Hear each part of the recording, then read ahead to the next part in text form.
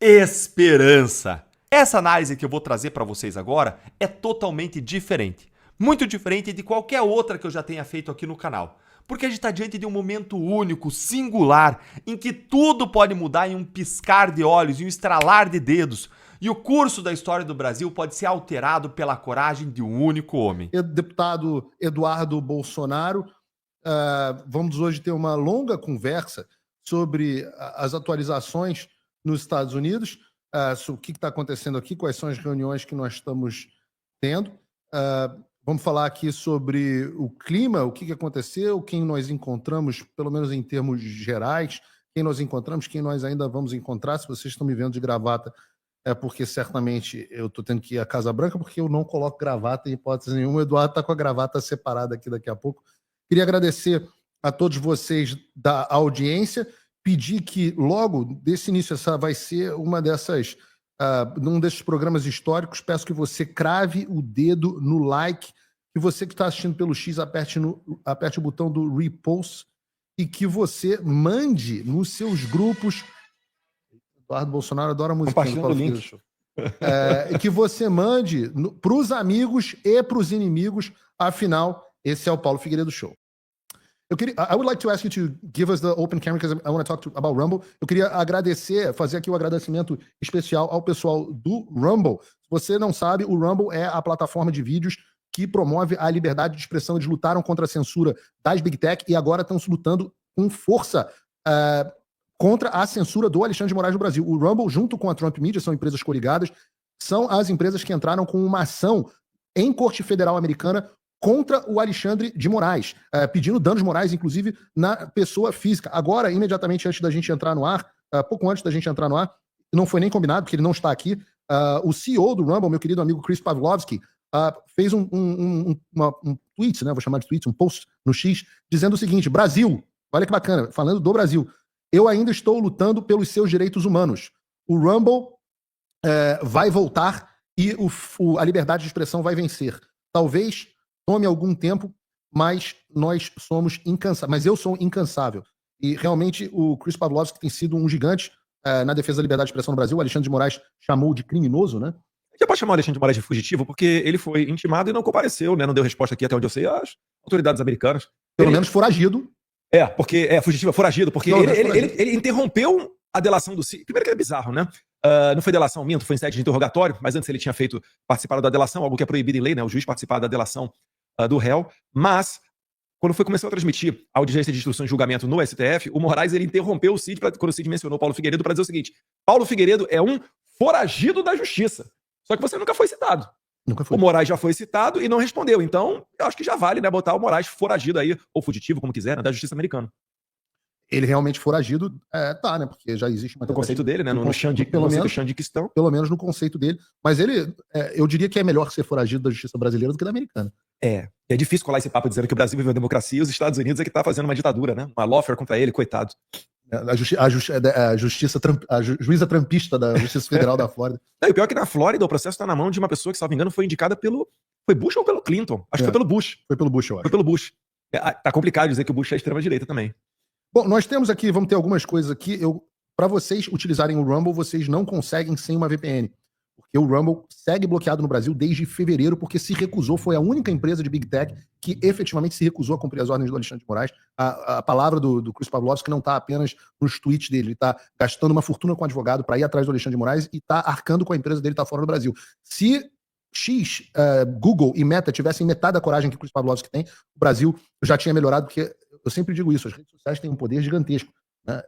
Muito dos problemas que a gente está vivendo no Brasil vieram das redes sociais terem, aos poucos, capitulado, cedendo, aquilo que a gente fala sempre, né? Você está sempre, essa estratégia do apaziguamento é uma estratégia que você vai cedendo, até que, como diz o Ronald Reagan no Time for Choosing, até que existe um ultimato final, e aí você... A rendição é um ato meramente formal, porque você já foi derrotado na sua alma, né? Então as Big Tech cederam em todos os momentos aos medidas absurdas do Alexandre de Moraes, têm uma responsabilidade enorme e poderiam ser. Imagina o que aconteceria, Eduardo, sem o Google no Brasil, sem o Facebook no Brasil. Sim, complicado você até conseguir imaginar, porque hoje não é só uma rede de interação social, né? Faz parte do comércio, do business, de muita gente. Certamente seria seria muito complicado. Eu tenho certeza que, eu não sei se vai entrar na pauta agora, mas falando nessa questão de complicações econômicas, né, muita gente falando, poxa, Eduardo, mas vocês aí com as tarifas, vocês acabam prejudicando o empresariado brasileiro e etc. Então, primeiro, eu estava esclarecendo as pessoas que numa ditadura, ninguém enriquece. Né? Eu acho que não vale a pena e não é o desejo dos brasileiros que a gente trabalhe eternamente pagando altos impostos para sustentar as viagens aí da Lula na lua de mel com a Janja, para financiar todo o aparato de comunicação do PT, né, para ficar defendendo terroristas, para você mandar avião da FAB com combustível e avião e servidor pago com o nosso dinheiro para pegar corrupta condenada no Peru. Isso sim, uma clara intervenção no judiciário de outro país, sem falar na foto que o Lula tirou segurando plaquinha de Cristina Kirchner livre lá na Argentina.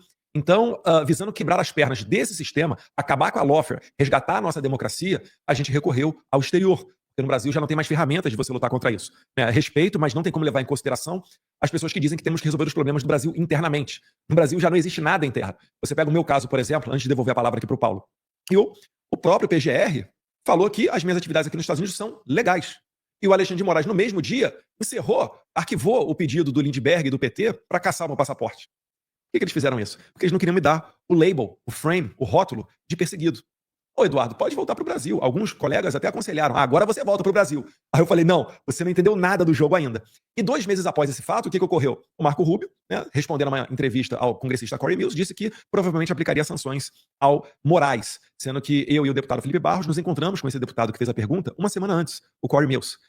Ato contínuo, foi aberto um inquérito contra mim, falando que reiteradamente eu tenho tido uma conduta contra, né, conspirando com os americanos, ou seja, considerando os Estados Unidos uma organização criminosa, que eu estaria conspirando contra eles, contra a soberania nacional. Resta saber qual soberania. Mas isso daí mostra que, do dia para a noite, o sistema pode mudar a narrativa, pode abrir um novo inquérito contra você, o Moraes tem a caneta lá na mão dele, ele faz o que ele quiser. Então é para evitar esse tipo de situação, onde um deputado tenha a livre possibilidade de exercer a sua função, que não tenha que fazer uma discussão de pauta com seus colegas antes de subir à tribuna da Câmara para saber o que ele pode ou não falar. Né? Eu fui investigado, Cabo Gilberto foi investigado, Marcel Van Hatten também. Ou melhor, estamos sendo investigados. O meu caso acabou indo parar num PAD dentro da PF. Mas isso tudo para dizer o seguinte: o que nós estamos fazendo aqui, a gente sabe que existem sacrifícios a serem feitos. Nós sabemos que existem efeitos colaterais e não é desejável que o Brasil sofra com tarifas grandiosas, as maiores do mundo, né, aplicadas pelo Trump recentemente. Mas a diferença do Brasil para o resto do mundo é que o resto do mundo está sentando numa mesa para negociar economia. E o Brasil tem um conteúdo do judiciário do Alexandre de Moraes. Aos interessados em resolver o problema, a pauta número 1 de vocês é anistia ampla, geral e restrita. Porque é o único caminho para se abrir uma mesa de negociação. Eu queria que, se possível, o Paulo desse um feedback para a audiência sobre as nossas reuniões, o que a gente tem escutado dentro aqui do State Department. Para o final da live. Vou falar, esse é marqueteiro, hein? Pô, isso aqui. Tá certo. Você pega a cereja do bolo, você bota no final. Eu tenho, antes, agora eu vou tirar o chapéu de Paulo Figueiredo, seu amigo aqui, e vou botar o chapéu de Paulo Figueiredo, agora jornalista, e te fazer umas perguntas um pouco mais desconfortáveis. Ontem, seu pai deu 2 entrevistas, o presidente Jair Bolsonaro deu 2 entrevistas, uma no Poder 360 e uma na CNN Brasil. Eu particularmente gostei muito da entrevista da CNN Brasil. Mas ele falou muito sobre você e teve uma postura diferente nas duas. O que você achou das entrevistas? Na primeira entrevista ele teve um ponto que chamou a atenção da imprensa, quando ele chamou ali, falou... Eu acho até que ele se expressou mal, como às vezes ele faz, que ele falou, não, meu filho ainda é imaturo, tem 40 anos, é imaturo. O que você achou dessa entrevista? Fala aqui um pouco sobre isso. Na verdade, causa um desconforto, né? Porque quando você fala nessa questão, parece que desvaloriza o trabalho aqui. E para resolver a situação, eu entrei em contato com meu pai. A gente bateu um papo, a gente conversou. Né? Passamos, inclusive, pelo tema Tarcísio, que acho que deve fazer outra pergunta, já que você falou que vai fazer pergunta incômoda aí, né? O jornalista Paulo Figueiredo. Mas ele valoriza o nosso trabalho aqui. Ele também tem, né? O coração fica apertado devido a essa questão tarifária, mas todos entendem que esse remédio amargo ele só pode surtir efeito agora. Se você no futuro, por exemplo, o Trump agora, vamos dar um exemplo verdadeiro. Rússia. O Trump está querendo colocar adiante uma nova rodada de sanções contra a Rússia. A Rússia que já está totalmente isolada e já sofreu muito mais medidas intervencionistas do que a tarifa morais de 50% do Brasil. O chanceler da Rússia, o Lavrov, o que ele respondeu? Ele falou, estamos preparados para mais sanções, isso não é novidade para a gente. Ou seja, ele faz isso porque na Rússia já existe um regime consolidado.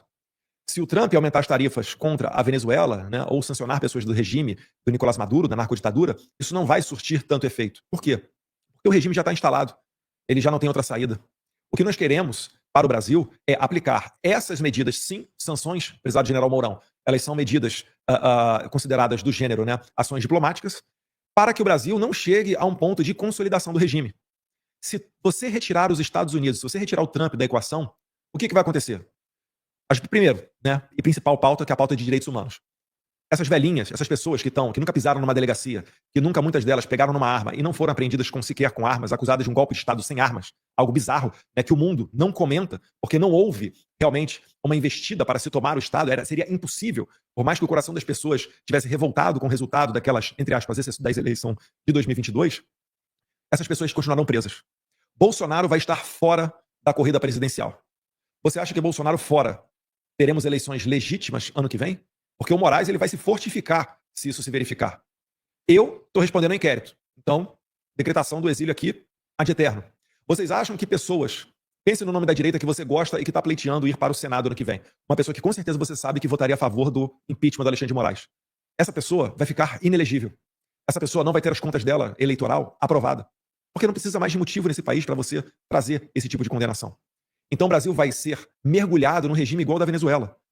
Já vai ser difícil fazer campanha, porque se a gente reclamou de 100 perfis derrubados em 2022 pelo TSE de Moraes, onde ele deu a missão, e a missão dada foi a missão cumprida, se reclamamos disso, imagine com os milhares de juízes, eu não sei agora se são 1.800 juízes que temos no Brasil, ou 18 mil, devem ser 1.800, cerca de... Não, 18 mil. 18 mil? É. Meu Deus, 18 mil?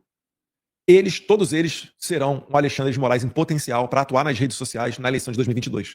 A esquerda já tem a bancada de advogados, influencers feita, remunerada com dinheiro dos nossos impostos, e a isso a imprensa não chama de gabinete do ódio, nem de milícia digital, para fazer o ativismo de denunciar as plataformas, qualquer postagem que alguém de direita faça em favor dos nossos candidatos. Então, nesse cenário totalmente factual, totalmente possível, não há que se falar em democracia. Qual é o tratamento que os Estados Unidos, farol da liberdade, dispensa a ditaduras? Tarifa é até pouco, tá? É tarifa, é congelamento de bens, é cancelamento de vistos. Restrições ao mercado financeiro. Sim.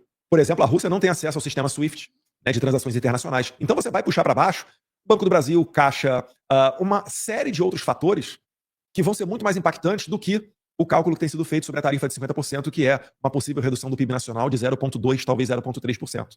Então eu não quero chegar neste nível. Eu não quero precisar de uma quimioterapia quase suicida. Eu quero aplicar agora os remédios via oral. Acho que é por aí. Nesse sentido, Eduardo, uma das questões que as pessoas têm abordado muito, e como você falou, eu quero abordar a situação do Tarcísio também, a imprensa está absolutamente desesperada atrás de você. Eu quero abordar para enterrar esse assunto, né? Porque está sendo colocada muita energia disso, a gente está sendo muito demandado e não é o foco. Enfim. E isso é importante dizer, porque nós fizemos críticas à postura do governador Tarcísio, eu fiz algumas e você fez outras, porque há uma diferença de visão de, primeiro, quais são os efeitos da tarifa do ponto de vista eleitoral, e eu quero falar sobre as pesquisas tanto da Quest quanto a pesquisa do Atlas Intel, e eu quero entrar aqui em detalhes sobre os efeitos políticos. Eu acho que a oposição brasileira fez um cálculo equivocado, e o Lula também fez um cálculo equivocado, já vamos entrar aqui nisso. Isso é importantíssimo. Mas há também uma diferença de visão de qual o caminho para a solução. E havia uma percepção, eu acho, equivocada até do próprio governador e de parte da sociedade brasileira, de que nós estivéssemos agindo aqui como as pessoas que estão colocando lenha na fogueira, enquanto outros no Brasil são aqueles que estão tentando pacificar a situação. Quando, na verdade, a situação é inversa. Nós estamos tentando agir como bombeiros aqui, a gente vai falar um pouco sobre isso, enquanto Alexandre de Moraes e o Supremo Tribunal Federal tacam querosene, e Lula tacam querosene na situação. Existe essa divergência de visão de qual o caminho para o Brasil, se a tarifa acaba ou não tendo um efeito importante para o país, o que vem primeiro, o que deve ser priorizado, a liberdade das pessoas ou os empregos e a economia. Essa divergência, essa visão, essa estrutura hierárquica do que mais importa, o que melhora e o que piora a situação do próprio Jair Bolsonaro, há uma divergência com o governador Tarcísio que permanece. Sim. Há uma visão diferente. Só que há um entendimento, e as pessoas não entenderam isso, a própria imprensa não entendeu isso, que o governador Tarcísio, apesar de ter divergências, nós temos divergências, ele não é nosso inimigo, não é nosso adversário. Sim. E eu acho que eu vi aqui você colocando um tweet, um post que entrou imediatamente antes de entrar no ar, dizendo o seguinte, tá lá no seu perfil Bolsonaro SP. Tive uma boa e longa conversa agora com o governador Tarcísio, intermediada pelo P. Figueiredo 08. De lado a lado foram expostos pontos de vista, ou seja, houve uma conversa onde você apresentou a sua visão, o governador Tarcísio apresentou a visão dele, mas a conclusão foi que ambos atuam na melhor das intenções dos interesses brasileiros. Então a gente pode discordar, mas o governador Tarcísio entendeu que você está agindo na direção no melhor dos interesses, na melhor das intenções, e nós entendemos também que o governador, apesar de discordarmos, está agindo também no melhor dos interesses e nas intenções. E você conclui aqui. Só abrir um parênteses antes de continuar na leitura da mensagem, Paulo, é o seguinte, a gente pode ajudar na interlocução aqui dos Estados Unidos, e o governador Tarcísio é inegável que ele tem um excelente relacionamento com o empresariado, gente do capital financeiro, etc., lá em São Paulo também, e isso faz parte da equação, né, do problema que a gente está tentando resolver. E isso é importante, né? Então eu tive o prazer aqui de promover a conversa, as pessoas nem imaginam isso, mas às vezes as pessoas percebem como um radical. Eu sou o sujeito mais moderado que a gente tem. Eu sou um dos sujeitos mais moderados. E tenho boa interlocução com o governador Tarcísio, como tem com várias lideranças políticas. Muitos políticos entendem que o meu papel como jornalista e analista político exige muitas vezes pancada, assim como eu dou pancada com frequência no seu pai compreende. O Carlos nem tanto, mas seu pai compreende. Então, faz parte. E havia uma boa interlocução com o governador Tarcísio, uma boa conversa. E eu tive o prazer de promover aqui esse diálogo. E foi mais de 1 hora de bate-papo, né? Foi bastante. No final das contas, o que acontece? Eu sei que eu acabo incorrendo num risco até de queimar meu capital, né? De sair com uma imagem, poxa, Eduardo, você comprou briga com o Tarcísio e agora está desautorizando a sua própria base, você está voltando atrás. Na verdade, a gente não é voltar atrás. É uma questão de maturidade. A gente não está aqui para a gente não tá aqui para fazer para alcançar nenhum objetivo que não preservar o interesse dos brasileiros, resgatar a liberdade. Então, nesse sentido, eu preferi incorrer no risco de reduzir, né, vamos dizer assim, o meu capital político e... Eu não acho que reduz, não. É para aqueles que porventura possam pensar nisso, né? Mas acho que mostrou, como você falou, maturidade e colocar os interesses do Brasil acima de tudo. Eu só queria mandar um recado claro, que é o seguinte, nós não somos inimigos viscerais, né? Nós não somos nem inimigos, e o nosso inimigo comum, esse sim, né, tá do lado de lá, tá do lado da esquerda, tá do lado do Moraes, e esse daí é o que tem que ser combatido para a gente ter o Brasil que a gente quer, né? Resgatar a normalidade. E todo o resto aí vira debate, vira discussão, etc. Não pode agora a gente ter todos os noticiários sendo dominados por Eduardo contra Tarcísio. Eu enxerguei uma medida de deixar isso aí de lado, abafar esse tipo de demanda, né, principalmente da imprensa e também, obviamente, das redes sociais, para que a gente volte a falar aqui de State Department, Casa Branca, tarifa e como solucionar essa questão toda. Boa, né? Foi uma conversa amigável, foi bacana, foi interessante, gostei. Agradeço ao governador Tarcísio também que recebeu a ligação e ao Paulo Figueiredo que intermediou, né, que acabou sendo ele que ligou. O governador nunca deixou de atender minhas ligações, nunca deixou de me retornar, sempre foi muito gentil comigo. E eu enxerguei duas pessoas que têm visões diferentes do caminho para o Brasil, mas duas pessoas bem intencionadas. Teve uma parte do diálogo que eu queria falar aqui que você deixou claro ao governador que não enxerga ele como uma pessoa que está traindo o presidente Bolsonaro, né? Também. Isso daí, na verdade, né? Quem sou eu para fazer um diagnóstico desse? Né? O presidente Bolsonaro, né? Meu pai está a todo momento com o Tarcísio publicamente expressa o apoio dele em favor do presidente, enfim. Então, isso daí também, preto no branco, para deixar afastado. Então, situação com o Tarcísio, a partir de agora, você se colocou à disposição do governador Tarcísio para trazer, inclusive, o ponto de vista dele aos americanos, né? Sim. E a gente tem levado... O que acontece? Quando a gente chega numa reunião aqui, a gente não chega para vamos dominar e passar só a nossa visão, só a nossa leitura do cenário político. Não. A gente apresenta na mesa várias visões diferentes. Falamos, estamos indo por esse caminho por causa disso, a gente acredita nisso. Queríamos ouvir vocês. E assim começa a interação. Eu acho que o fato de trazer todos os pontos de vista e fazer uma análise precisa da situação brasileira é que gerou esse grau de confiança. Uhum. Ao ponto deles efetivamente confiarem no que a gente diz, né? E esse ponto é Quantos relatórios você acha que você já fez aqui que foram enviados nesses últimos meses para circular dentre as autoridades americanas? Sem dúvida, mais de 100. E aí eu faço uma pergunta para você que está nos assistindo. Sabe quanto é que custaria um serviço advocatício ou contábil para fazer mais de 100 relatórios para altas autoridades? E a gente está fazendo isso tudo na raça praticamente, né? Raça. Pouquíssimas pessoas contribuem. Obviamente a gente não vai falar o nome de ninguém aqui, né? Porque seria uma exposição totalmente desnecessária. E a gente não vive no Estado democrático de direito. Então tenho que me reservar a isso. Também acabamos que a gente não expõe diversas das pessoas que a gente tem em contato para preservá-las também, né? E então você que muitas das vezes vai lá no meu Instagram, principalmente, fala: Eduardo, você está falando muito, você está dando estratégia para o inimigo. Calma, que a gente não está falando tudo. Se a gente está publicizando aqui é porque a gente fez a métrica para entender que não é algo que pode ser ofensivo contra nós, né? Vir acabar sendo um tiro no pé. Mas, mais uma vez, eu agradeço muito ao Paulo, é por isso que saiu na matéria da... Como é que é o nome? AP? Agência Pública. Matéria da Agência Pública, que pegou um recorte meu onde eu falo, né? Não, o Paulo é o cérebro, eu sou o coração, e a gente está tocando adiante aqui o nosso trabalho. Né? E realmente merece todo o nosso aplauso. É a mesma coisa. O bom de trabalhar com o Eduardo é que não tem viadagem, não tem frescura. A gente faz as coisas juntas. Eu não falei. Exato. É tudo a mesma coisa. As pessoas já enxergam como a mesma coisa. Porque, obviamente, nós temos opiniões divergentes, e às vezes a gente diverge aqui. Agora mesmo a gente estava tendo uma discussão moral.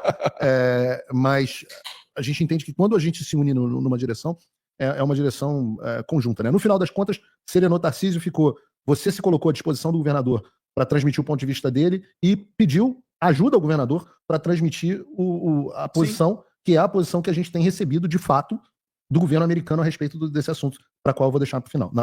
Eu ia puxar o gancho agora, mas ele tá falando, eu sou político, ele é o jornalista, ele é o cara que segura a audiência. Aliás, belíssima audiência, nós estamos aqui com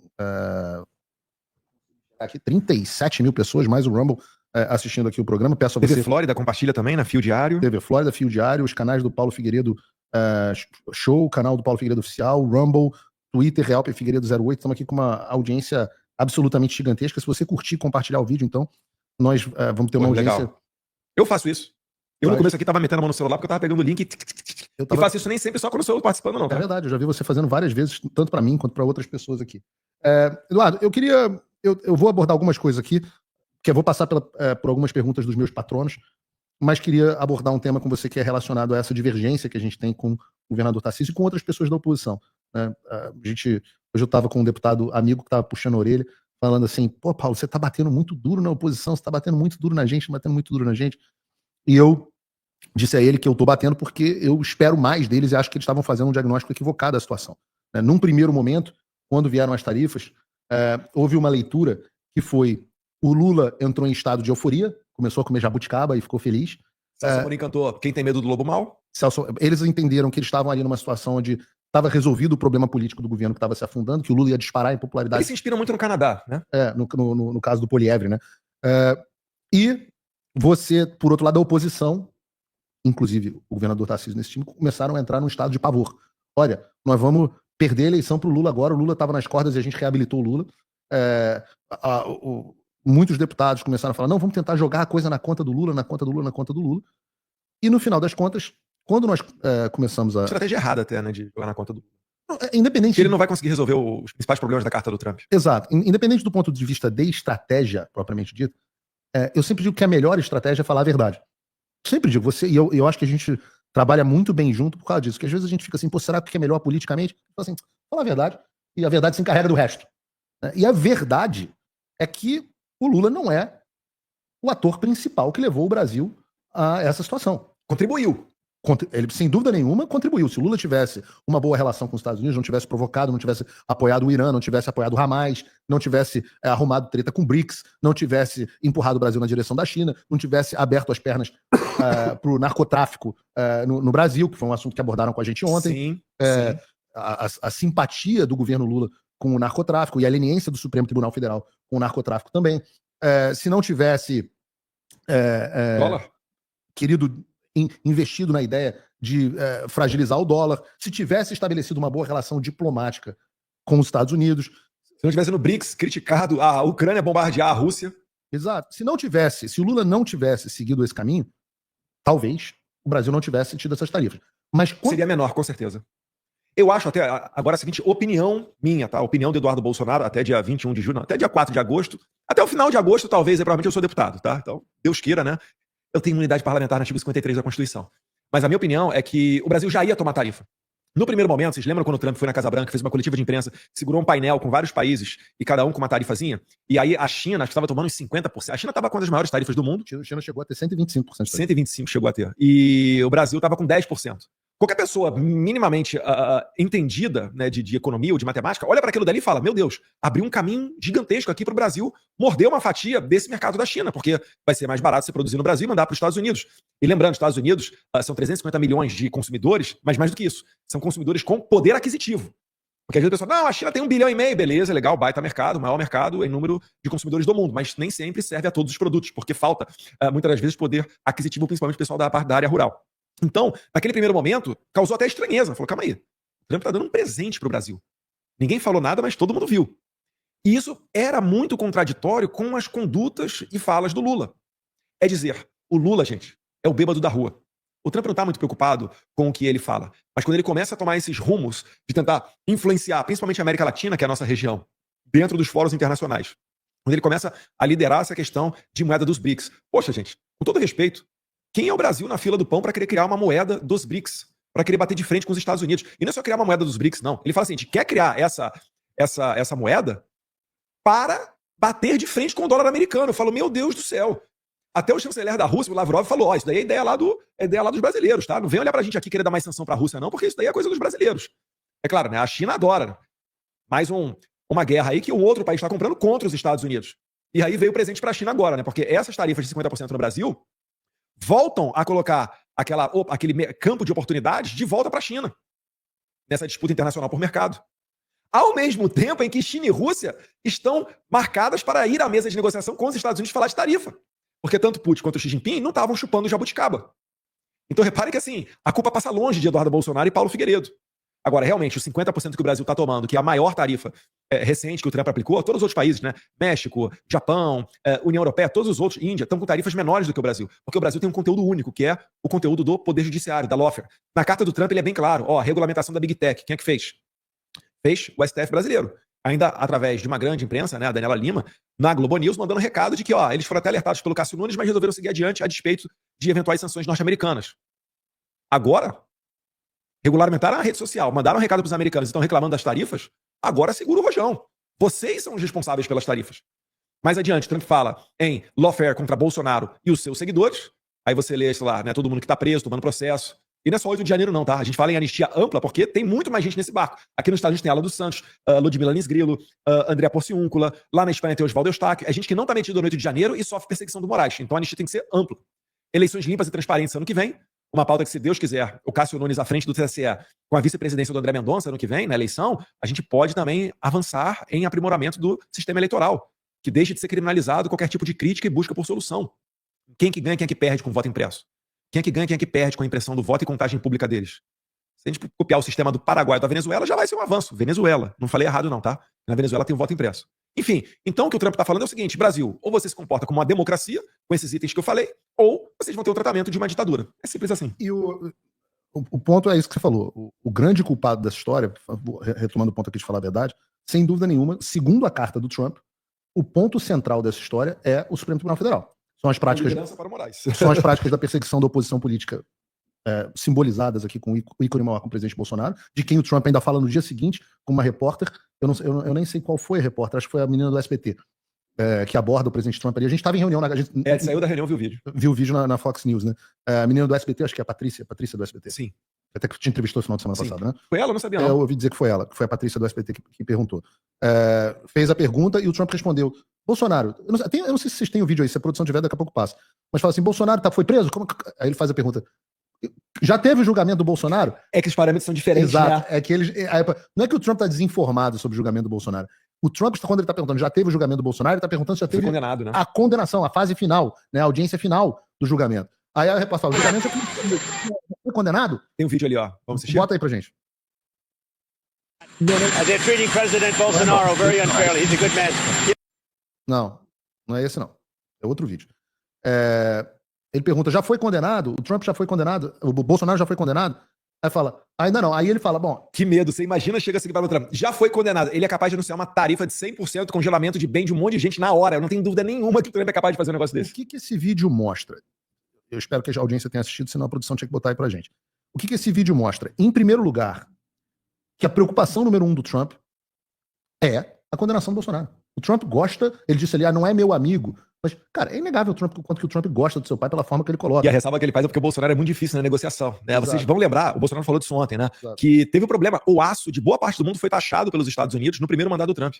E o Brasil seria taxado. E o que o Bolsonaro fez? Entrou em campo e conseguiu segurar em 0%. Eu lembro que tinha muita crítica também do governo americano naquela época, falando que o Brasil estava propositalmente desvalorizando a sua moeda para botar o seu produto mais competitivo no mercado internacional. Eu lembro, tem tanta coisa interna aqui também. Vamos botar aí, bota aí pra gente. E é isso aí. From Brazil? Yeah, okay. Prosecutors in Brazil asked the Supreme Court to find former President Bolsonaro guilty. Any of that? He's going to trial now, right? Yes. When is that trial starting? We're asking. When is the trial for Bolsonaro starting? When started? When is it? A month ago. How is it going? Não foi um month ago. Now they are asking him to find them guilty. But they haven't found him guilty, have they? But what do you think? But have they found him guilty? No. President Bolsonaro is a good man. I've gotten to know a lot of prime ministers and presidents and kings and queens. And I know him, and I'm pretty good at this. President Bolsonaro is not a dishonest man. He loves the people of Brazil. He fought hard for the people of Brazil. he negotiated trade deals against me for the people of Brazil, and he was very tough. And he was tough because he wanted to do a good deal for his country. He was not a dishonest man. And I believe it's a witch hunt, and it shouldn't be happening. And it's not that I know him look, he's not like a friend of mine. He's somebody that I know. And I know him as a representative of millions of people, Brazilians. They're great people. And he loves the country, and he fought hard for those people, and they want to put him in jail. And I think that's a witch hunt, and I think it's very unfortunate. And nobody's happy with what Brazil is doing, because Bolsonaro was a respected president. Very respected. Essa é a chave. A chave não é que é uma questão... Ele gosta do seu pai, mas a chave, e eu posso falar isso com um certo lugar de fala, porque eu lidei bastante com o Trump, é que o Trump respeita as pessoas que lutam pelo interesse da sua empresa, do seu povo ou seus próprios interesses. Ele respeita esse tipo de coisa. E é o que ele fala. O presidente Bolsonaro era muito respeitado. Era respeitado porque era visto como uma pessoa honesta e que fazia o melhor possível para o seu país. Agora, a segunda coisa que dá para você perceber nesse vídeo é isso que você falou. É a preocupação do Trump já foi condenado, porque ele sabe... Por que ele está com essa preocupação? Porque a gente tem informado a Casa Branca de que a condenação do presidente Bolsonaro é iminente. O Trump talvez não tenha a linha do tempo no detalhe. Falou, será que condenaram... E mais, no dia anterior, nós tínhamos dito que a linha do tempo tinha se acelerado, porque o Paulo Gonet tinha como retaliação, Paulo Gonet que foi até um assunto recorrente aqui dentro, né? É um assunto, perguntaram bastante sobre o procurador. Paulo Gonet tá fazendo muita força, cara. Ele tá querendo ir pra marca, assim, já tá na marca do pênalti, mas ele tá querendo entrar no gol sozinho. Paulo Gonet quer ser sancionado, ele tá pedindo. Paulo Gonet tá se esforçando pra ser sancionado. Eu até, cara, tenho pena, porque eu não deveria ter, o cara tá me processando pedindo 40 anos de prisão pra mim. Mas algumas pessoas dizem que ele era uma boa pessoa, que não era um cara mau. E a gente ouve muito isso, né? Ele é católico, Exato, ele tem um coração conservador. Por isso que eu chamo ele de o apóstata. Mas ele deveria aprender com a história, né? De que essas pessoas, a visão que um Alexandre de Moraes vai ter pra você, Goné, é a mesma visão que ele teve do Eduardo Tagliaferro, por exemplo. Não adianta o quanto você seja subserviente. Você acha que tá agradando a eles e você os mede pela sua regra moral. Qual é a sua regra moral? Poxa, se eu tô agradando a eles, eles serão gratos. Negativo. Eles não serão gratos. Eles vão te descartar e, se for necessário, se for interessante a eles, com requinte de crueldade, no primeiro momento. O Eduardo Tagliaferro, ele foi demitido da cabeça da inteligência do Moraes, lá no TSE. Eduardo Tagliaferro, ele fazia os relatórios. Estava envolvido naquelas comunicações com os juízes, né, com o André Vargas, com como é que era o nome? O Marco Antônio... Ayrton Vieira e Marco Antônio Vargas. Isso. Onde ele fala, né, use a sua criatividade para fechar a Revista Oeste. A gente quer pegar, ele quer pegar, né, o Alexandre Moraes quer pegar o Eduardo Bolsonaro. O Tagliaferro, ele estava naquelas comunicações ali. E ele acabou saindo da sua posição, né, de inteligência do Alexandre de Moraes, depois que ele teve uma discussão com a sua esposa ou ex-esposa, alguma coisa do tipo. Resultou numa violência doméstica, parou na delegacia. O Moraes, sem nenhuma cerimônia, cortou a cabeça dele. Então, veja só, o cara que fazia os relatórios a mando do Moraes, um cara que sabia que estava incorrendo em crimes ao fazer aquilo, né, e o Moraes utilizava como prova emprestada nos seus inquéritos do STF. Então, o que ele fazia? Produzia um relatório aqui na inteligência do TSE, aquele centro de combate à desinformação, blá, blá, blá. Assessoria. Ele pegava isso daí e jogava dentro do inquérito da Polícia Digital, inquérito das fake news, inquérito não sei o quê. Esse cara que deveria gozar de total respeito e o mínimo de consideração do Moraes, o Moraes cortou a cabeça. Você acha que você, Goné, vai gozar de alguma gratidão desse tipo de... E a palavra correta é psicopata? Porque o psicopata tem os seus valores próprios. Pessoas normais, Goné, igual a eu, igual a você, igual a Paulo Figueiredo, a gente tem gratidão, consideração, a gente sente vergonha, a gente tem constrangimento, nós nos preocupamos em ofender uma outra pessoa que a gente tem carinho e apreço. Sim. O Moraes não tá nem aí pra isso. Psicopata não tem, incapaz de ter empatia. Né? É absolutamente Então, incapaz. Eu não leio normalmente superchat, mas tem um superchat aqui que eu quero ler, que é muito especial, da Júlia Zanata. Que isso? Eduardo Presidente. Eduardo Bolsonaro Presidente. É isso. Este é o tweet da Júlia Zanata. Um beijo pra Júlia. Não, só vai um beijo se estiver usando o arquinho opressor lá da colônia germânica. Maior Oktoberfest do Brasil fora da Alemanha, Blumenau, hein, pessoal? Colônia alemã, a italianada lá, colonada do sul do Brasil. Um abraço. Eduardo, voltando aqui à Vaca Fria, eu estava falando das pesquisas. E aí, uma das leituras que aconteceram foi a oposição desesperada, Lula eufórico. Você recebeu chamada de alguém? Olha, eu acho que a quantidade de deputado que eu atendi nos últimos dias e de jornalista é inacreditável. Eu falo assim, eu só queria apresentar o Paulo Figueiredo Show. Era tudo que eu queria. Mas eu quero dizer aqui a você, Eduardo, que eu acho que no final das contas nós tivemos dois grandes posicionamentos. Um posicionamento que foi o seu posicionamento, você fez um tweet que foi um primor, e não fui eu que escrevi. Meu ghostwriter.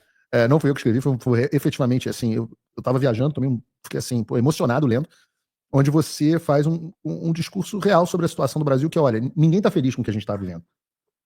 Mas a guerra exige esse tipo de coisa. O estado natural do ser humano é o estado de ter que lutar pelos seus direitos e pelas liberdades, e essa é uma luta dolorosa. Uhum. Mas, por outro lado, nós não vamos ceder, capitular, fazer concessões, mais uma vez, os famosos, você fez um outro tweet bacana, que foi um gráfico do Acordo do Caracu. Bota o gráfico aí na tela. Se puder, Eles têm, vai lá no eles meu têm. tweet, pega o gráfico Eu usei do... no programa anterior. Usou? Usei ontem o gráfico do programa Caracu. Vocês devem ter aí no arquivo. Aí, ó. Pressão. Boa, Brunão. Pressão tem que aumentar. A pressão vai aumentando com o passar do tempo Com o e no passar meio do do caminho alguém sugere um acordo do Caracu. E- Aí você não chegou no objetivo. Foram muitos, né? Ontem, meia-noite, a gente estava recebendo a ligação De acordo com o de Caracu. acordo Caracu.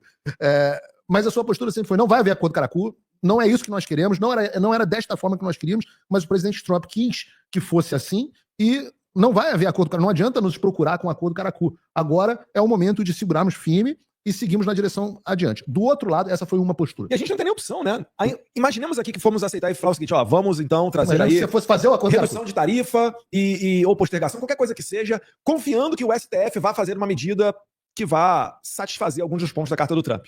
Confiança de que no futuro será tomada alguma atitude. Coisa que não vai acontecer, né? Porque o STF, não é STF, principalmente o Moraes, ele não respeita qualquer iniciativa nesse sentido, já foram várias tentativas, mas ainda que tivéssemos essa possibilidade, ela esbarra numa coisa chamada presidente Trump. Eu nunca vi o presidente Trump recuar. E ele é especialista em estressar a relação para depois sentar uma mesa de negociação. Então, eu acho que o presidente Trump ele tem um by the book, ele está seguindo uma linha de raciocínio que faz muito sentido na cabeça dele e provavelmente é o certo a ser feito, porque ele é a vida inteira sentando em mesas de negócio e buscando aquele acordo mais proveitoso, segundo o entendimento e a visão de mundo dele. Então, somente trazer para nós o pedido para redução de tarifa ou postergação da tarifa, etc., isso é inócuo. Não depende mais da nossa vontade, né, Paulo? E nós nem, eu não quero entrar aqui de novo nos detalhes da reunião, mas nós nem aventamos essa possibilidade. Sim. Nem aventamos porque nós entendemos que o primeiro passo tem que partir do governo brasileiro, tem que partir das autoridades brasileiras que passa pela questão da anistia. Se vier uma delegação do Brasil para cá, vai ser essa a mesma resposta, creio, não? Vai ser absolutamente essa a resposta, isso ficou claro. Mas o que eu quero dizer é o seguinte: essa foi uma postura, a postura inabalável de nós vamos seguir adiante, nós vamos continuar firmes, nós vamos continuar com sangue, suor e lágrima, você sofrendo as consequências, como disse acho que o Estadão deturpou um pouco o que você disse, mas disposto a abrir mão do seu mandato, inclusive, disposto a abrir mão da sua convivência com a família, eu disposto a continuar sofrendo as consequências, sendo processado, sendo condenado, o que quer que seja. Nós estamos dispostos a arcar com as consequências, e esse foi um discurso. Do outro lado, teve um outro discurso, que foi o discurso do acordo Caracu, e o discurso do desespero, do meu Deus do céu, o Lula agora ferrou, o Lula é presidente. Vieram os dados objetivos. E aí o que aconteceu? Só parece, que a oposição ficou um pouco Abalada. precipitada. O que eu quero dizer com isso? A oposição que você diz, nós aí, PL, Bolsonaro... Vocês. Aham. Eu vou me excluir aqui da oposição, mas você não. Você realmente teve uma postura inabalável. Mas muita gente entrou no modo pânico achando que agora era a reabilitação do PT. Vieram os dados e eu fiquei muito impressionado com uma pesquisa primeiro que saiu da Atlas Intel. A Atlas, lembrando, né, que foi um instituto que acertou, inclusive, com maior precisão a eleição americana. Impressionante o trabalho que eles fizeram. A pesquisa da Atlas Intel mostrou que 38% dos brasileiros apoiaram tarifas. E eu confesso que quando eu vi esse número, 4 em cada 10 brasileiros estão apoiando tarifas contra o próprio país. Eu fiquei absolutamente perplexo. Porque eu imaginei que fosse 1 em cada 10 brasileiros que tivesse a dimensão. Mas 4 em cada 10 brasileiros, e eu me atrevo a dizer que são as pessoas que mais estão prestando atenção na situação, tiveram a maturidade. Aqui você atribui. A maturidade. A maturidade do povo brasileiro que entendeu essa sua postura. Porque esses 4 em cada 10 brasileiros, lembrem-se, devem ser 80% dos eleitores da direita. 4 em cada 10 brasileiros. Se metade dos brasileiros são eleitores da direita, 4 em cada 10 brasileiros, que os do PT que não acharam a tarifa boa. Tá melhor que a Dilma nesse cálculo, hein? Eu precisei um pouco mais de economia. Se 4 em cada 10, se 50%, digamos, dos eleitores do Brasil são para a direita, 50% para a esquerda, grosso modo, tá arredondando. É isso aí. 4 em cada 10 significa que 80% dos eleitores da direita, porque os eleitores do Lula não vão achar a tarifa boa. Sim. 80% dos eleitores da direita acharam a tarifa uma coisa boa. Ou seja, a população, na sua maioria do seu eleitorado, entendeu com uma maturidade absolutamente avassaladora. Então não faz sentido um deputado de direita ficar constrangido e defender o posicionamento que a gente está defendendo. Não tem, porque o eleitorado defendeu o posicionamento. Eu diria que se eu tivesse 80% dos deputados e senadores de oposição com a maturidade que 80% do eleitorado deles tiveram, eu ficaria absolutamente satisfeito. Mas não. Nós tivemos 80% dos deputados e senadores envergonhados em assumir uma postura que foi a postura do eleitorado. Essa foi a primeira pesquisa. Daí veio uma outra pesquisa que Detalhou mais, né? Não, essa outra pesquisa, eu vou pedir pro Bruno colocar aí na tela, a pesquisa da Quest. E lembrando, Quest é um instituto oficial da Globo News, é um instituto que não é um instituto favorável a gente. Então veio a pesquisa da Quest e mostrou que... Você tem aí, Bruno, para colocar pra gente? A pesquisa que eu tô querendo botar, o gráfico que eu tô querendo botar... Não é esse não, é o da Quest, é o gráfico geral. É o gráfico geral. Esse aí. Esse gráfico é impressionante. Primeiro que toda essa maluquice, todo esse desespero, com toda a Globo News, o dia inteiro, 24 horas, com o Jornal Nacional abrindo, dizendo que você é maluco, que você que tá ferrando o Brasil, etc, etc. Tudo isso, toda essa propaganda positiva, e mais robôs do PT, mais meio milhão, eu quero que bote a notícia daqui a pouco no ar, eu vou falar sobre isso, mas R$500 milhão praticamente em impulsionamento. Os dois maiores impulsionadores da Meta, do Facebook, né? Meta, Facebook, Instagram, foram o governo e o PT, os dois maiores, que mais compraram anúncio. Depois que tem gabinete de ódio, somos nós, né? Exato. Posto isso, aí você vai imaginar, não, peraí, o que aconteceu foi que a aprovação do Lula disparou no Brasil inteiro e a reprovação desabou. É isso que querem vender, né? Era esse o medo da oposição. Era esse o medo dos deputados da oposição que discordaram da sua visão e da nota conjunta que nós fizemos. No final das contas, a aprovação do Lula subiu, eu nem diria subiu, porque está praticamente dentro da margem de erro, oscilou 3 pontos para cima. 3! Tô vendo aqui o gráfico também. 3. Aí quando você olha, isso aqui é impressionante. Quando você olha o dado, que é esse gráfico que vocês estão vendo na tela, pelo Brasil por regiões. Eu vou começar pela região Nordeste, que é a primeira aí do gráfico. No Nordeste, a reprovação do Lula ficou idêntica. A reprovação manteve. E a aprovação oscilou 1 ponto para baixo. Para baixo.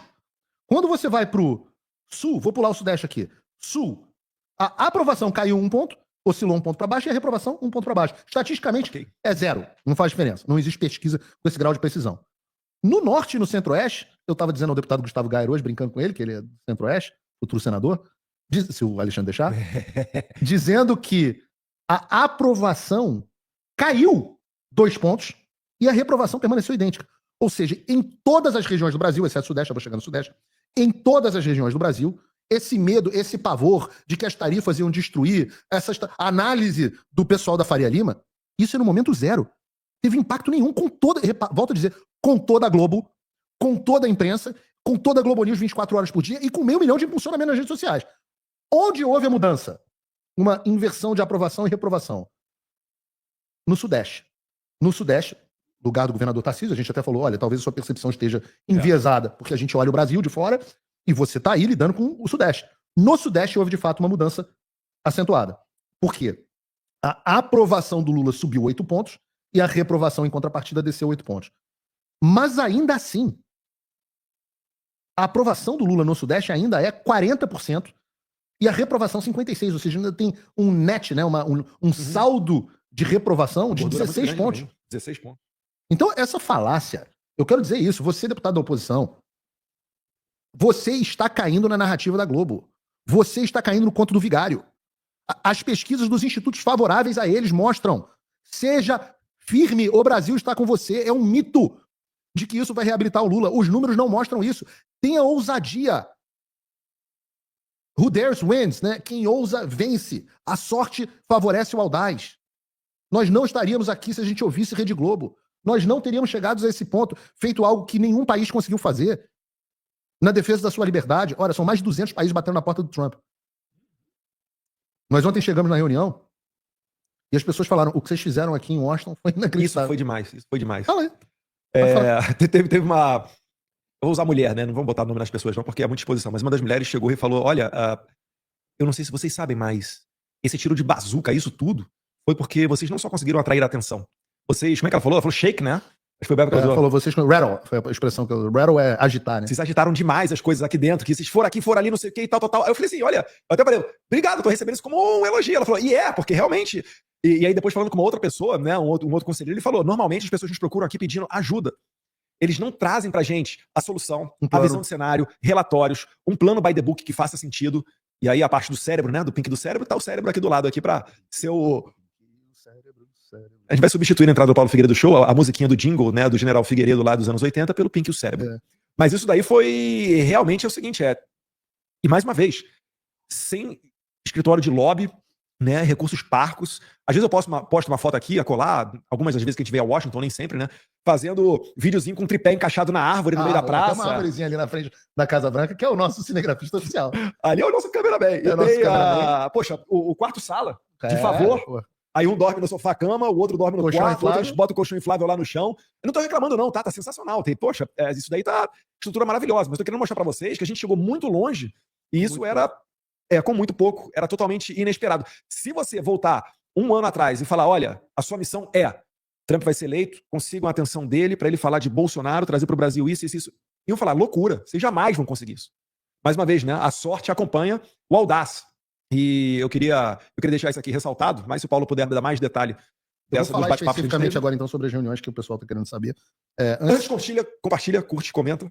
Curte, compartilha e comenta, e eu vou fazer o importante break do Merchan. Tudo isso que você está ouvindo o deputado Eduardo Bolsonaro falar é verdade, e boa parte das minhas ações aqui nos Estados Unidos, que são caras, o tempo, a dedicação, só são possíveis graças a você, que é meu apoiador.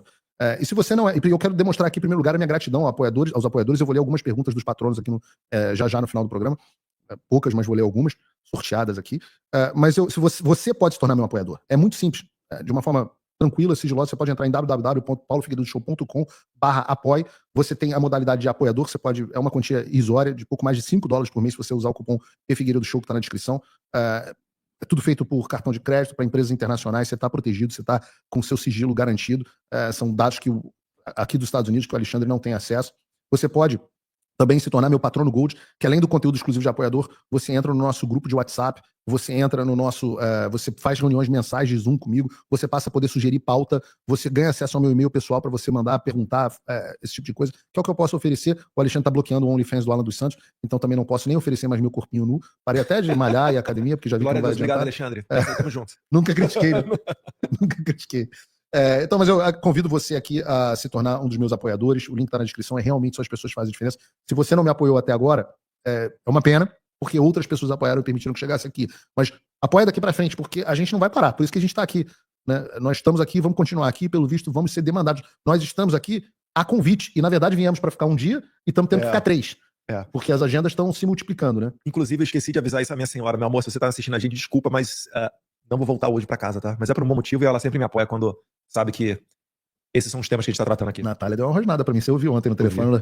E não estava no Viva Voz, eu ouvi. Deu uma rosnada pra mim. Mais uma vez você vai ficar... Eu brinco, né? Tem uma hora que o Ricardão cansa, né? Não, e tem aqueles memes também, né? Tipo assim, saio pra trabalhar, o que a minha mulher imagina? Pô, a mulher tá imaginando que a gente tá... Não, brincadeira, minha mulher não imagina isso não. Ela sabe que a gente tá fazendo um negócio sério aqui. Um beijo aí pra Natália e pra Heloísa.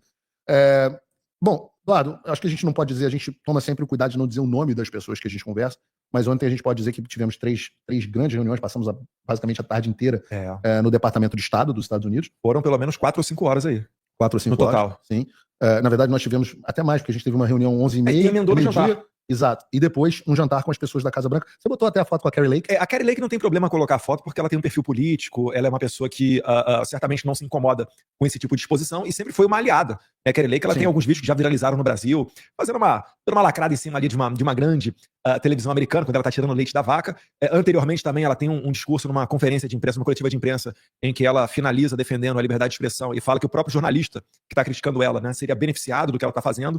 Então, uma pessoa sensacional. É uma pena que ela não tenha sido eleita governadora do estado do Arizona. Não, foi eleita, não roubaram, igual roubaram. A dela foi roubadaço. Roubaram igual teu pai. É uma pessoa, e aí esse aqui é o ponto dos pontos. Ela foi roubadaço na cara de pau. Esse aqui é um ponto dos pontos aqui. Esses caras, por exemplo, que tem a ver com a nossa reunião, né? Nós tivemos primeiro uma reunião com uma pessoa de altíssimo escalão do Departamento de Estado, depois uma segunda reunião onde tiveram 8 pessoas. Essa foi impressionante. Eu achava que ia ser com 2 ou 3. Exato. Vieram 8. O que isso significa, gente? Não é a pompa de terem 8 pessoas para te receber, não. E não são 8 estagiários, são as 8 pessoas do mais alto escalão do Departamento de Estado que lidam com o Brasil. É porque essas pessoas são as pessoas que estão prestando atenção no tema Brasil, se interessam no tema, e essas pessoas é que vão levar adiante no State Department e depois dentro da Casa Branca, ou às vezes diretamente ao presidente Trump, porque State Department, quem é que comanda ele é o secretário Marco Rubio. Então essas são as pessoas que fazem a política acontecer. Se fosse uma reunião protocolar, se fosse só para ouvir, algo de menor importância, seria com 1, 2, estaria ali um estagiário, etc. Mas não.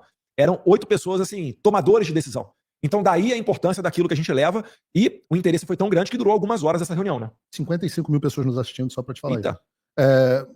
Durou bastante tempo, não foi uma reunião com 8 pessoas, as pessoas de mais alto escalão. E o que a gente fez? É importante que as pessoas entendam. O que a gente fez? Nós viemos aqui expor o que está acontecendo no Brasil a pedido deles. Eles chamaram a gente aqui para dizer, nós gostaríamos de entender o que está acontecendo no Brasil, qual foi a recepção das tarifas. E podem ter certeza, a gente explicou como o Congresso respondeu, como que as duas posturas que nós citamos aqui, a nossa e a postura de alguns deputados, como que o presidente Bolsonaro encarou a situação. Até acho que a gente comentou, se eu não me engano, com uma jornalista, que um dos participantes pediu para abrir uma videochamada com o presidente Bolsonaro. Nós fizemos uma videochamada. Eu tive que me ausentar porque eu tô proibido de falar com o presidente Bolsonaro, então eu fiquei quietinho na minha, mas houve a videochamada, houve troca de elogios aqui, de amenidade, mostrando o respeito que o presidente Bolsonaro tem aqui nos Estados Unidos.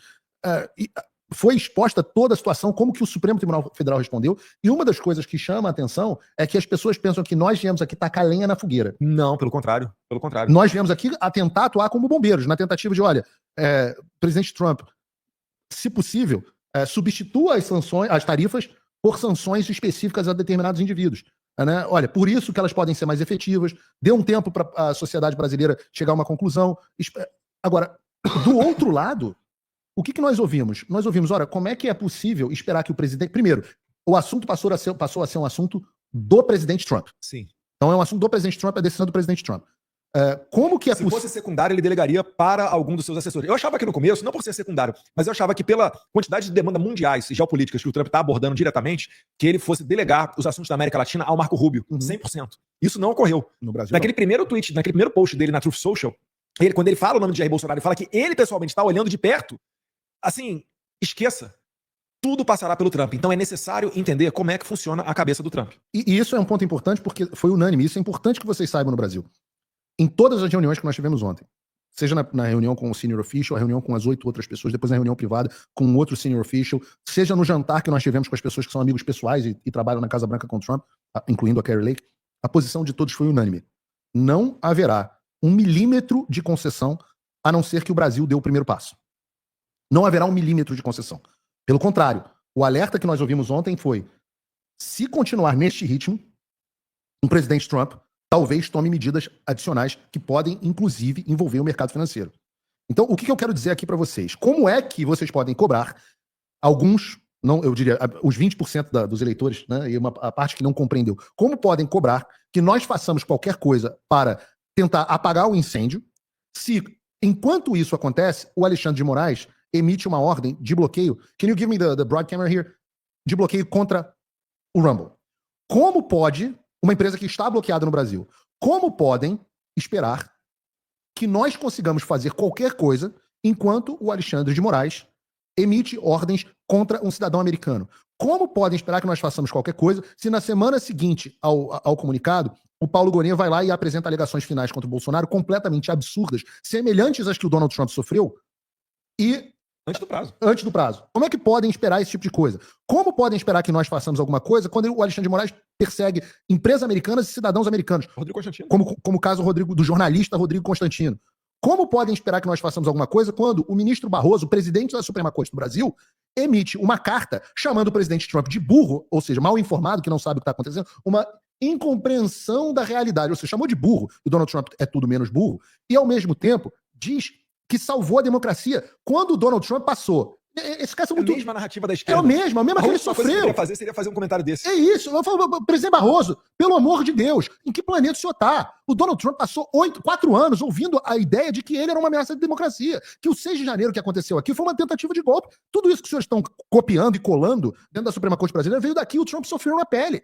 Essas pessoas, 8 political appointees, né, nomeados políticos do Departamento de Estado, foram vítimas dessa narrativa. Então você quer impor a narrativa da qual essas pessoas foram vítimas como argumento em seu favor. Ora, se alguém está sendo burro aqui, não é o presidente Trump, porque essa estratégia é uma estratégia louca. Então, como vocês podem esperar que nós consigamos desarmar a cagada que vocês fizeram se a resposta de vocês é colocar gasolina na fogueira? Ora, uma das coisas que a gente conversou aqui com o governador Tarcísio foi: talvez seja essa a intenção dessas pessoas. Talvez elas queiram incendiar o Brasil para consolidar o regime ditatorial. A pergunta é: você, empresário, esse é o seu interesse? Você vai construir a corda com a qual vão lhe enforcar? Ele falava, né? Vou comprar da burguesia a corda para enforcá-los. Exato. A burguesia vai produzir a corda com a qual vão enforcá-los. Uma nova Cuba aí, né? Cuba é a maior fazenda de escravos do mundo. As pessoas não podem sair dali. tem que trabalhar para sustentar um regime falido, que insiste em ficar comprando briga, né, com os Estados Unidos, e querem exportar esse regime para o Brasil, transformando o Brasil numa nova Venezuela. É claro que não vai dar certo. Isso não dará certo. Né? E graças a Deus a gente tem a atenção do Trump. E antes que comecem a reforçar a narrativa de que o Bolsonaro é culpado, que o Trump botou tarifa para proteger Bolsonaro. Não, Bolsonaro está se colocando acima dos interesses do Brasil. Meus caros, tá aí o diretor-geral da OTAN, o secretário-geral da OTAN, falando que aqueles países que continuarem comprando produtos russos e por vezes até revendendo eles a um preço barato, esses países poderão sofrer tarifas não de 50%, mas de 100%. Então repare que o problema não é Bolsonaro. As tarifas já são algo que estão a caminho. Talvez, com certeza, majorado para 50%, pela lawfare que fazem contra Bolsonaro. E o Trump tem muita empatia por isso e não quer que o Brasil tenha mais uma eleição no estilo Venezuela, onde a oposição seja proibida de participar do pleito. Porque na Venezuela, Maria Corina Machado tomou 15 anos de inelegibilidade. E ela conseguiu colocar o Domingos Gonzalez. Só que ainda assim o Gonzalez, né, no Brasil, estão deixando a Maria Corina Machado inelegível e o Gonzalez também. Porque se você for pegar o meu caso, eu tenho impossibilidade de retornar ao Brasil. Ainda que o presidente Bolsonaro possa optar para que eu siga adiante, né, onde ele fique inelegível, mas eu o represente numa eleição, isso daí também acabou, né, que o Moraes está de olho nisso e quer me matar politicamente. Então, o Trump não vai permitir que durante os 4 anos da sua presidência se consolide uma nova Venezuela na América Latina. Não, ele não vai fazer isso. É por isso que ele está atuando antes do regime se fechar a esse ponto. O Brasil está, nos próximos meses, fadado a decidir entre o mundo livre e se tornar uma nova Venezuela. Isso não é mais papo. Né? Alô, prezado Ícaro, como é que é o nome dele, o influencer lá, o Ícaro? Ficava falando, não, esse negócio é de bolsonarista, Paulo Guedes falou que em 1 ano na Argentina, 2 anos vira Venezuela, etc, etc. Parabéns. Você está chegando, né? Você está colocando aí a questão toda numa equação econômica, ignorando o lado político da coisa. E isso daí vai dar problema. Falei no discurso no passado, né? Vai dar M. Por quê? Porque o Trump não vai permitir que isso aconteça. E graças a Deus a gente tem um Trump na presidência. Haverá mortos e feridos? Sim, são sacrifícios. Eu já estou sentindo na pele, eu não posso ver meu pai. Quem é que me garante que meu pai não vai morrer e eu não vou encontrá-lo? E tem gente que fala, Paulo e Eduardo, vocês estão colocando os interesses pessoais de vocês, da família Bolsonaro, acima dos interesses do Brasil. Eu falo assim, ora, é o oposto. Sim. Os empresários que não estão dispostos a arcar com essa consequência é que estão colocando o lucro da sua empresa acima das liberdades dos brasileiros. E postergando o problema. E postergando o problema, porque vai chegar. Uma hora vai chegar, não existe liberdade econômica sem liberdade de expressão. Não é possível. Não existe riqueza numa ditadura. Não existe produção. Só vai ficar rico um tipo de gente. Que é a gente que é os amigos do rei. O resto tudo vai ser escravo trabalhando na fazenda de café, na fazenda de açúcar lá de Cuba. Então, o interesse, há uma hierarquia das coisas. E a liberdade está acima do lucro de determinados setores. E nós somos favoráveis aos empresários. A quantidade de empresários, hoje a gente falou com vários, né? Alguns dos maiores, inclusive.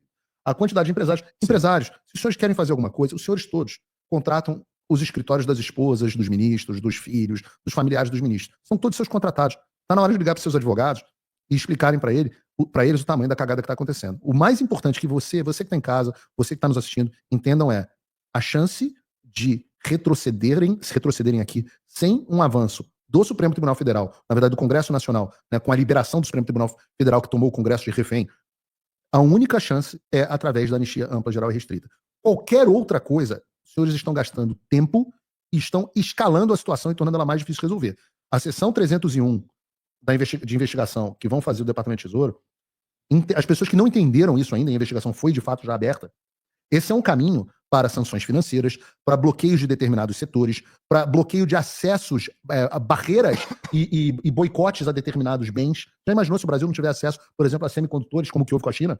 Olha a Rússia, todos os oligarcas russos, os bens todos congelados no mundo inteiro. Exato, especialmente os senhores que contratam advogados, os familiares dos ministros do STF, podem sofrer sanções diretas a partir da seção 301, que inclusive é também um mecanismo para a imposição de sanções ao FAC. É outro mecanismo. Então, vai chegar a essa conclusão. Entendam, o que está acontecendo no Brasil é de uma gravidade muito grande e pode piorar antes de melhorar. Eu quero responder rapidamente algumas perguntas de patrono. Algumas eu já respondi aqui, uma das perguntas sobre a seção 301, mas queria te fazer outra pergunta específica, que é aqui porque a gente discutiu isso ontem em uma das reuniões, se há a possibilidade de os Estados Unidos não reconhecerem as eleições de 26 se o modelo seguir com urnas não auditáveis e sem a participação da oposição. Tem essa possibilidade, né? Se o Brasil optar por essa linha do Alexandre de Moraes de sempre dobrar a aposta contra o Trump, a gente vai chegar nesse momento. Até lá vai ser muita coisa, vai estar acontecendo, né? Disso que a gente falou aqui de sistema SWIFT, congelamento de bens, etc e tal, resultado da seção 301 e assim por diante. Se nós chegarmos numa eleição onde não ocorra uma ampla participação da oposição, onde o sistema brasileiro não tenha mecanismos mínimos de auditoria. E não adianta ficar repetindo de que o próprio software faz auditoria dentro da urna eletrônica, porque, por definição, isso sequer é auditoria. Tá? Eu estou falando, não precisa ser o voto impresso, não, pode ser o voto na pedra, mas estou falando de meios de se fazer uma recontagem dos votos, né, a auditoria verdadeiramente. Se a gente chegar na eleição de 2026 desta maneira, Estados Unidos não reconhecerá a eleição brasileira. O Brasil estará na mesma prateleira da Venezuela. Vocês estão conseguindo vocês estão entendendo o que eu estou falando? Eu estou falando que a gente está há menos de um ano para entrar num processo sem volta, onde você, cidadão comum, vai, em pouco tempo, tá caçando cachorro na rua. Não achem que isso é algo longe. O cidadão venezuelano, se você falar para ele que há 10, 15 anos atrás ele imaginaria que estaria caçando pombo na rua, ele te diria, Eduardo, falaria que você é um louco. Porque a Venezuela é um país tão rico quanto o Brasil, em termos de recursos naturais, cerca de 30 milhões de habitantes. É um país relevante, e olha como é que eles estão. O Brasil está seguindo o mesmo passo. Não vai adiantar, a gente vai substituir os Estados Unidos pela China. A China já é o nosso principal parceiro comercial. E você acha que a Venezuela não faz isso? A Venezuela tem intensa relação comercial com a China. Vai ver como é que está a Venezuela. Então não existe outra opção. Nós não temos caminho. Me ajuda a te ajudar? Vamos dar uma lidinha na carta do Trump, ver quais são os pontos que ele está reclamando, dar um primeiro passo, uma primeira sinalização como sociedade madura, como país maduro, para a gente abrir um canal de comunicação e sentar à mesa numa melhor posição. É simplesmente isso. Fora isso, não há nada que Eduardo e Paulo Figueiredo possam fazer. A gente está caminhando para o final, que a gente também tem outra reunião para ir. Eu queria só ler aqui uma matéria da Folha de São Paulo. Né? Mota e Alcolumbre falam em soberania, apoiam Lula e isolam ainda mais Bolsonaro. Prezada Folha de São Paulo, que eu não vou botar a palavra na boca aqui dessas três pessoas. Isolam Bolsonaro é o de menos. Isso não soluciona a questão. Mudar a postura do Brasil, sim, pode fazer alterar a questão tarifária e trazer uma solução, ou ao menos um afago, aos produtores brasileiros e à economia nacional. Eu me coloco aqui à disposição, né? Contem comigo, presidente da Câmara, Hugo Mota, presidente do Senado, Davi Alcolumbre, não o Alckmin.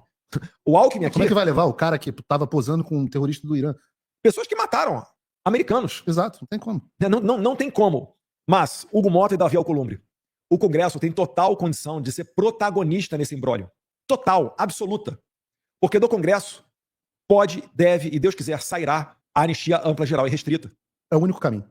Os senhores fazendo algum tipo de sinalização nesse sentido, eu garanto a vocês, eu e o Paulo Figueiredo a gente vai ter muita satisfação em abrir esse canal de comunicação, onde os senhores trarão as demandas, né, desse setor produtivo brasileiro, junto conosco para apresentar aos americanos. Aí sim é a possibilidade de uma abertura real de um canal de diálogo, de conversação para solucionar o problema. Está na mão dos senhores. Não na mão do Alckmin, mais uma vez, e nem do Lula, que já fez muito pior, inclusive. Não vão... A dificuldade do presidente Trump conversar com o presidente Lula é muito grande, né? E o Itamaraty é algo muito ineficiente. Eu vou confidenciar aqui que é complicado o Itamaraty também atuar quando você tem um presidente falando tanta besteira, né? É verdade, mas nós sentamos numa mesa ontem com as 8 pessoas, 8 pessoas mais importantes em relação ao Brasil. Escutem isso. Não, isso é real. Os caras viraram pra gente e falaram assim, quem é a embaixadora do Brasil mesmo, hein? Como é o nome dela, hein? Nunca vimos. Não, acho que nunca tivemos com ela. Como é o nome? Aí o Eduardo... Aí eu falei, Viotti, eu lembrei do sobrenome, né? Lembrou. Eu não lembro se é Maria, se é Ana, mas é um nome comum depois de Viotti. Enfim, a bateção de cabeça que os caras não sabiam o nome da embaixadora do Brasil, meu Deus do céu. A gente tá em Washington. Dentro do Departamento de Estado. Dentro. Pessoal, só para vocês saberem, por exemplo, Emirados Árabes Unidos, todos esses países do Oriente Médio, eles mandam pessoas da família real para serem os embaixadores dos seus países aqui em Washington, D.C., na capital dos Estados Unidos. O embaixador do Emirados Árabes Unidos, que é um sheik, ele tem contato direto com Mohammed bin Zayed, que é o presidente dos Emirados Árabes Unidos. É como se fosse um 12º ministro. O cara tem contato direto, porque o posto aqui é tão chave que é esse o nível da coisa que a gente está falando. Tá? Claro, embaixo. E, em contrapartida, os Estados Unidos sequer, com 7 meses de governo Trump, sequer nomearam um embaixador para o Brasil. Sim. Então, assim, vocês têm... A saída não virá por Lula, a saída não virá por Alckmin, a saída não virá pelo Itamaraty.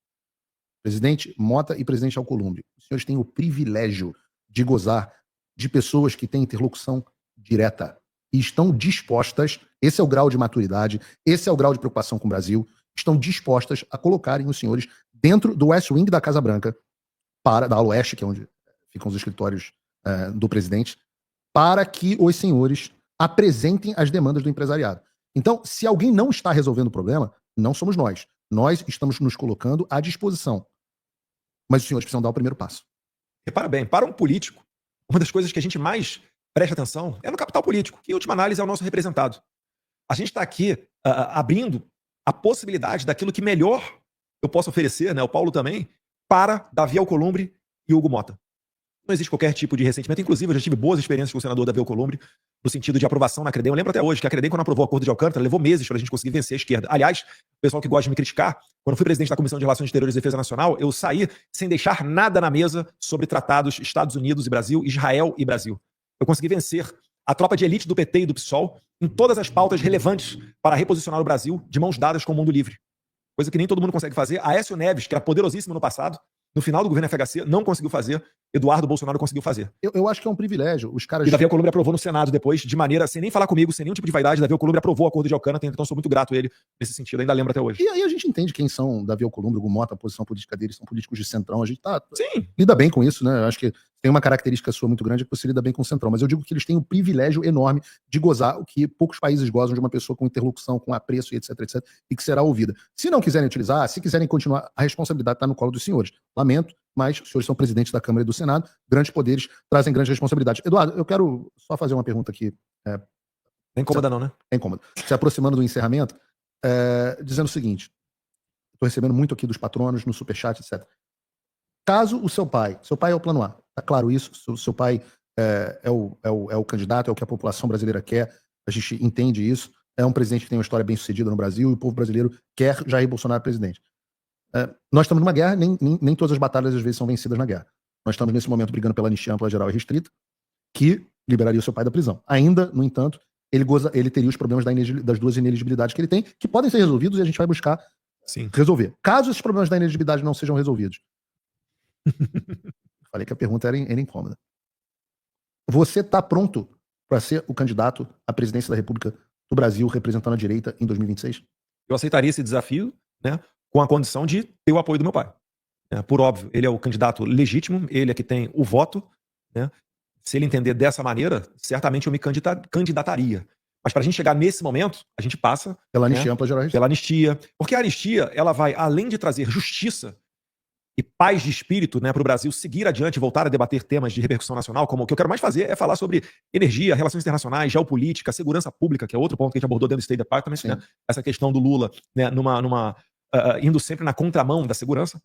Mas isso daí passa não somente pela anistia, mas também por reduzir a interferência do Moraes, reduzir o poder que o Moraes tem sobre o Congresso Nacional. E uma vez o Moraes sendo isolado, acalmado, seja lá qual palavra você queira utilizar, eu acho que ele deveria se tornar professor de uma universidade, né? Ou quem sabe até embaixador, por que não, né? Em outro país, tomar conta da vida dele, prestaria um serviço muito melhor do que ele está fazendo no agora. Irã, por que não? No Irã, né? Vai pro Irã.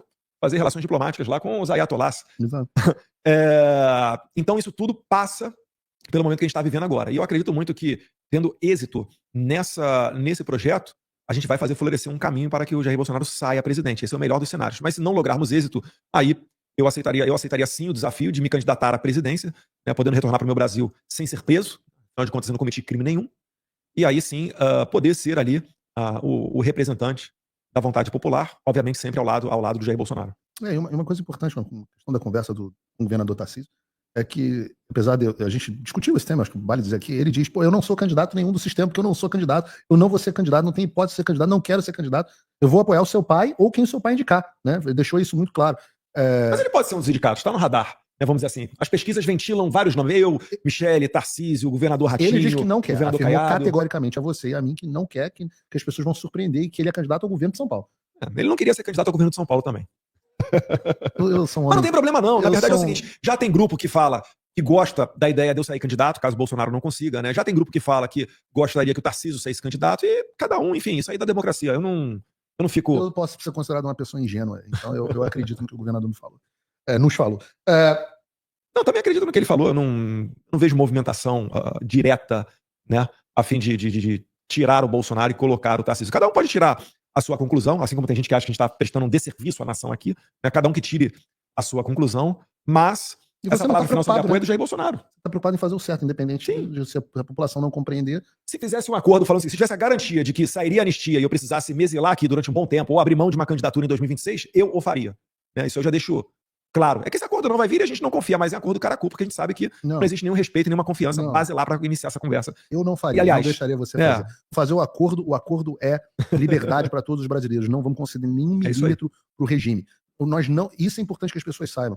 Nós não estamos aqui brigando por Jair Bolsonaro, nem o Eduardo. Exatamente. E isso foi uma das coisas que ficou clara lá na reunião. Uma das pessoas que estava, porque tinham 8 pessoas do Departamento de Estado, mas tinha uma pessoa da Casa Branca especificamente na reunião. E ela virou e falou assim: se fosse oferecido algum acordo de liberdade pro seu pai, para ele vir para os Estados Unidos exilado, e a gente livrasse vocês dois de Interpol e não sei o quê, a gente virou e falou assim: olha, com todo carinho, fora de cogitação, nós não estamos aqui lutando por nós.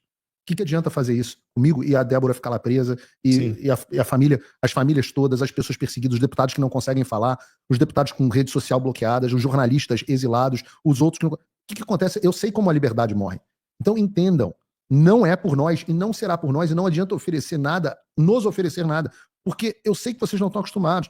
Mas existem pessoas corretas, existem pessoas que não trabalham só com cálculo político. Existem pessoas que querem o melhor pro Brasil. Isso existe, gente. Eu sei que vocês políticos não estão acostumados com isso.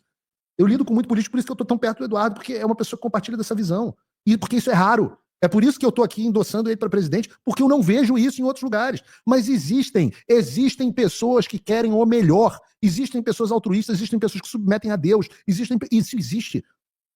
Não percam a fé, não sejam cínicos, não tenham uma visão nihilista de Game of Thrones, de que tudo é o jogo dos tronos e que todo mundo quer ferrar todo mundo, não sei o quê. Não, quantas vezes eu já vi o Eduardo pegar pessoas que sacanearam ele e ele falar assim, não, tudo bem, vamos fazer o certo, isso aqui não é justo eu sacanear esse cara. Quantas vezes eu testemunhei, não foi comigo, foi com os outros. E aí, é como as pessoas tratam os outros, que é a minha régua, não para como trata comigo, porque comigo pode ser conveniente agora, pode não ser amanhã, e aí depois eu sofro as consequências. Então reparem só, eu já tenho uma maneira de satisfazer uma das maiores reclamações do meu pai. Né? Ele reclamou ontem que ele não pode encontrar um neto dele que leva o nome dele. Se eu for por uma linha daquilo que o Paulo Figueiredo apresentou, eu consigo levar minha família para o Brasil e sem ser processado, sem nada, etc. Não ter problema com a Interpol. Mas isso para nós não nos basta. A gente está aqui, entendam, igual o Gerson Camarote bem entendeu, é para o tudo ou nada. Não estou preocupado em retornar para o Brasil para ter os privilégios de uma vida de deputado federal. Que o salário nunca atrasa, um baita salário, etc. A gente está preocupado com o país. E a gente entende o cenário, entende o jogo que a gente está jogando. É por isso que a gente tem apoiado e dado graças a Deus que o Trump está olhando com atenção pessoal para o Brasil. Ele fala o nome do Jair Bolsonaro, mas ele sabe que a eleição do ano que vem passa por Bolsonaro. E ele não quer o Brasil, mais uma vez, virando uma Venezuela. Se optar por esse caminho, vai receber o tratamento de narcoditadura. Estamos chegando perto de 65 mil pessoas e eu vou me despedir aqui. Eduardo e eu temos agora, vamos justamente para Casa Branca direto. Sim. Queria agradecer aqui a enorme audiência, queria agradecer aos estúdios Rumble aqui por terem nos acolhido, agradecer a luta do Rumble pelo Brasil, agradecer a você que nos acompanha, dizer que não importa, podem bloquear, podem nos censurar, a gente sempre vai dar um jeito de falar. Agradecer especialmente aos meus apoiadores, você que quer se tornar um apoiador, você pode entrar em www.paulofigueiredoshow.com/apoie. Você pode contribuir com a módica quantia de $5 por mês, pouco mais de $5. Ó, não fala isso, daqui a pouco vão dizer que você está financiando o... Agora você está nos Estados Unidos, mas financiando o extremismo radical com $5 por mês. Mas eu lembro que o Terça Livre, uma vez saiu uma matéria, né, falando que Secom de Bolsonaro financia gabinete. Aí botaram um Google AdSense, no final das contas foram ver, era R$9, acho que recebia. Era R$9 do Google. Livre, era escolhido pelo algoritmo do Google. É o algoritmo do Google que acabava fazendo essa remuneração. Mas tem algum risco para o brasileiro que ele se associar e contratar um desses pacotes aqui? Não, porque é tudo... Primeiro, o dinheiro não vem nem para mim, existe hoje uma empresa que é dona dos meus direitos de imagem, uma empresa americana. Eu vendi meus direitos, eu não tinha meu corpinho nu para vender, vendi meus direitos de imagem. Então hoje eu sou um contratado e a contribuição, obviamente, vai para a empresa que me contrata, tudo feito em servidor nos Estados Unidos de forma absolutamente sigilosa. É uma coisa entre nós. Para os paranoicos, tem sempre os paranoicos, há a opção de contribuição de qualquer valor com Bitcoin no site. Paranoico nada. Eu estaria nesse grupo aí também. Já? Quer dizer, no meu vai no cartão de crédito, mas eu não acho afastado. A Bitcoin é uma maneira interessante. Bitcoin é uma forma, mas assim, o cartão de crédito é muito seguro. Transação internacional. Com empresa americana, o banco de dados fica protegido aqui, então fiquem absolutamente tranquilos que eu vou sempre preservar vocês. Queria agradecer... Calma, e se o Xandão botar tudo em Bitcoin? Será que ele consegue fazer também? É a forma de sair da UFAC, Bitcoin. Sério. Xandão vai ser um dos maiores advogados a favor da cripto. Eu já falei, vai fazer curso com o Renato 38. É isso, agradeço aqui imensamente a audiência de vocês. Deus abençoe o Brasil, Deus abençoe a América. E amanhã às 3 horas da tarde teremos mais um Paulo Figueiredo Show. Um abraço, fique com Deus. Figueiredo.